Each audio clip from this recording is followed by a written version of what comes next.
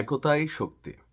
আর এই একতার একটা উজ্জ্বল উদাহরণ হচ্ছে পশ্চিমা গোষ্ঠীগুলো, অর্থাৎ ইউরোপীয় ইউনিয়ন, ন্যাটো, ওয়ার্ল্ড ব্যাংক, তারপর হচ্ছে যে আরও বেশ কিছু সংগঠন আছে, বা G7, G20।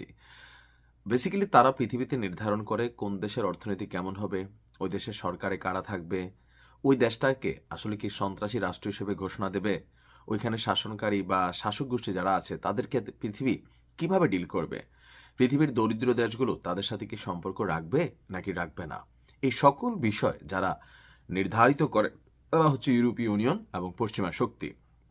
তবে এই পশ্চিমা শক্তির বিরুদ্ধে পাল্টা অবস্থান নেওয়ার মতন বুকের পাটা বা কলিজা এটা শুধু একটা রাষ্ট্রের আমি দেখলাম।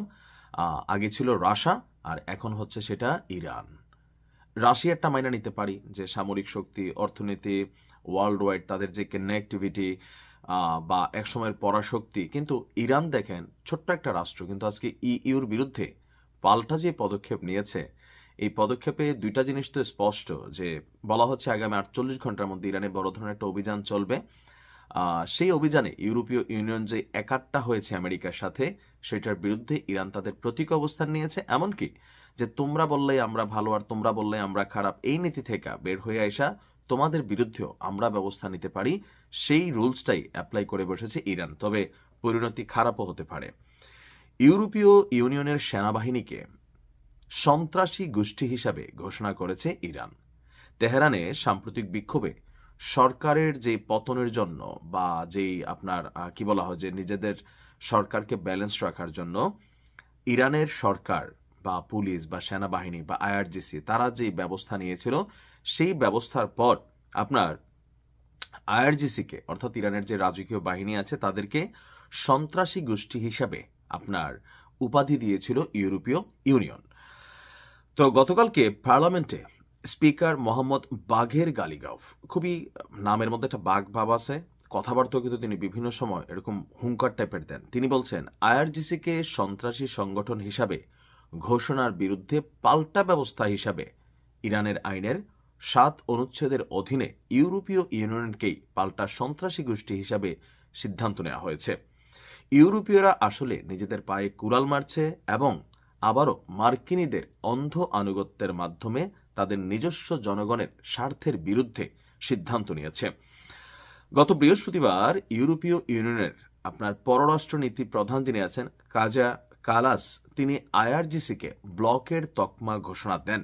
বলেন দমন পীড়নকে ছাড় দেওয়া হবে না। যে কোনো শাসন ব্যবস্থা তার নিজের হাজার হাজার মানুষকে যখন শেষ করে দেয়, সে নিজের পতনকেই ডেকে আনে। মার্কিন গণমাধ্যমগুলো বলছে, মানবাধিকার সংস্থাগুলো বলছে, গত 28শে ডিসেম্বর থেকে শুরু হওয়া দেশব্যাপী বিক্ষোভের সময় 6,713 জনের মৃত্যু হয়েছে, আর আহতের সংখ্যা একটা হিউজ পরিমাণ। আর এই কারণে রাষ্ট্রীয় এই বাহিনীকে তারা আপনার সন্ত্রাসী বাহিনী হিসেবে কালো তালিকাভুক্ত করছে।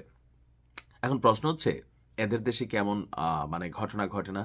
আপনাদের খেয়াল থাকার কথা, এই যে গ্রেটা থ্রুনবার্গ, ওই যে মেয়েটা মানবাধিকার কর্মী, ফিলিস্তিনের উদ্দেশ্যে ত্রাণবাহী পতাকা নিয়ে, জাহাজ নিয়ে, আপনার খেয়াল আছে তো, সারা পৃথিবী থেকে অনেকগুলো মানবাধিকার সংগঠন যখন সেখানে গেল, তো তাদেরকে যখন মাঝখানে গ্রেপ্তার করা হলো, এ নিয়ে সারা পৃথিবীতে ব্যাপক বিক্ষোভ, বিপুল পরিমাণ জনসমাগম, রাষ্ট্রের মধ্যে খোদ আমেরিকাতেও ছাত্র জনগণ রাজপথে নেমে এসেছিল। তখন মার্কিন যুক্তরাষ্ট্র বা তাদের পুলিশ, যুক্তরাজ্য বা তাদের পুলিশ, জার্মানি রাষ্ট্রের যারা পুলিশ আছে, বা ফ্রান্সে আপনারা নিশ্চয়ই দেখেছেন কেমন ঘটনা ঘটেছে, কিভাবে সিস্টেমকে ম্যানুপুলেট করা হয়েছে।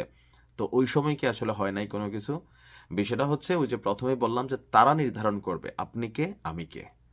তবে এরকম বিকল্প পদ্ধতি নেওয়া বা পাল্টা রিয়েকশনের মতন ক্ষমতা শুধুমাত্র ইরানেরই আছে। বেস্ট অফ লাক ইরান, ভালো থাকুন।